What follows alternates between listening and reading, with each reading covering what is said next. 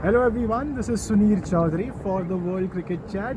Usually I have Shruti Chopra with me, but she's not here because the international weather seems to have gotten a little better of her. But we have an equally able replacement for Shruti, and that's Nishad Pai Vaidya. Yeah, equally able, but I can't read tarot cards. Yeah, I should have. Yeah. Yes, he can't, but an equally able replacement for Shruti for this particular preview of the India versus Sri Lanka match, which will be played here at the Oval Stadium in London.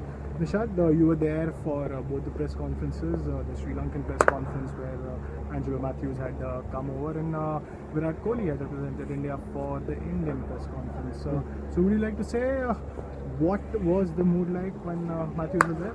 Well, firstly, all of us in the media, we were bowling in the net, so our obvious questions to Matthews and Virat Kohli were if there were any spots available, then they could come and say.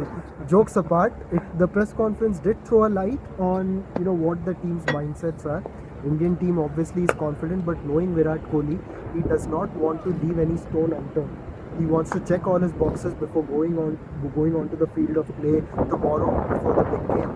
And he said that despite the big victory in the first game, it isn't that Indian team can rest or take it a little lightly. They have to go through their processes well.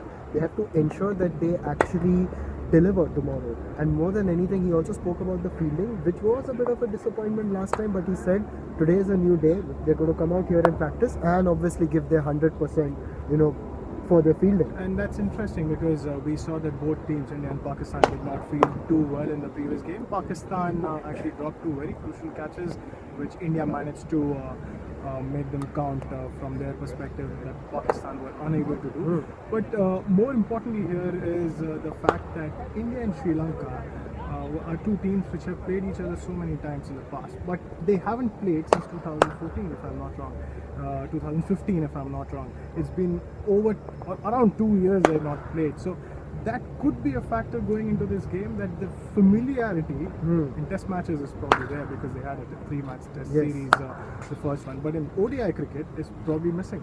That's true, because just before this video I was doing my video for the Ringside View, and I did discuss this fact that between 2008 and 2014 India and Sri Lanka were playing ODIs almost every other day, and it was almost as if the two neighbors would just call each other and say, why don't you come over, why don't you come over? Vacations. Yeah, exactly. So it was a bit like that, but we should also remember that here's a game where here's an ODI after a long time between India and Sri Lanka. I think the last one was in Ranchi between India and Sri Lanka when Matthews was captain. Obviously, Kohli was captain. Come in as replacement. Yes, for the West Indies, and yeah, and I think this is a game in a long time. There's no Mahila Jayawardene, no Kumar Sangakkara, no Tilakaratne Dilshan against India.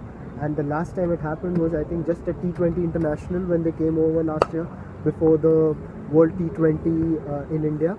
So, but apart from that, yeah, the big names are not there. So these big names not being there is a factor, and what also is a factor is the fact that Sri Lanka have been struggling in this format. They lost their first match very easily.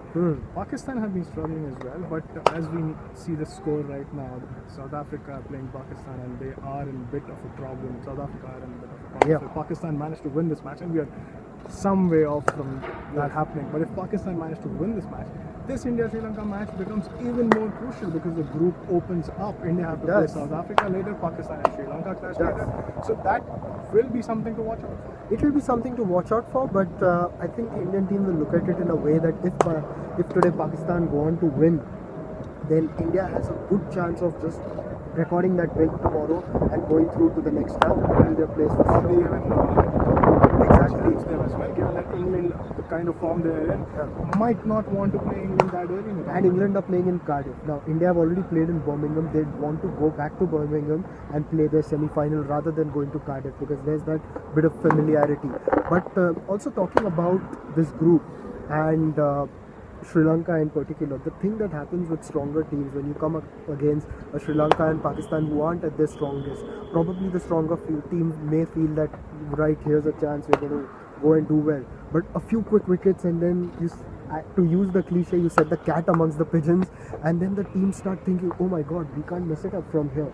So that's the sort of psychology that generally comes into play. But I don't see that quite happening here because Indian team are mentally very strong, and this team has the makings to actually go all the way in the ICC Champions Trophy. Which means that I should not even ask you for your predictions that I usually do, Shruti, because I think you already said that India should start off as favourites here. Exactly. No tarot cards for me. No tarot cards in this episode. But yeah, that's my prediction. So India favourites for Nishad. I think India would start favourites for me as well, given the way they played in the first game. Despite not feeling too well, I think that was a one-off. India has been feeling well in ODI cricket for some time now. That was one of those days when things do go wrong. But the batting and bowling were right on the mark, especially coming at the back of whatever was happening off the field. And there were a lot of issues, whether rightly or wrongly, whether rumours or no smoke without fire. There were few issues that were being played around in the media, but putting all that aside, India did really well in that first match, and I think they should continue doing that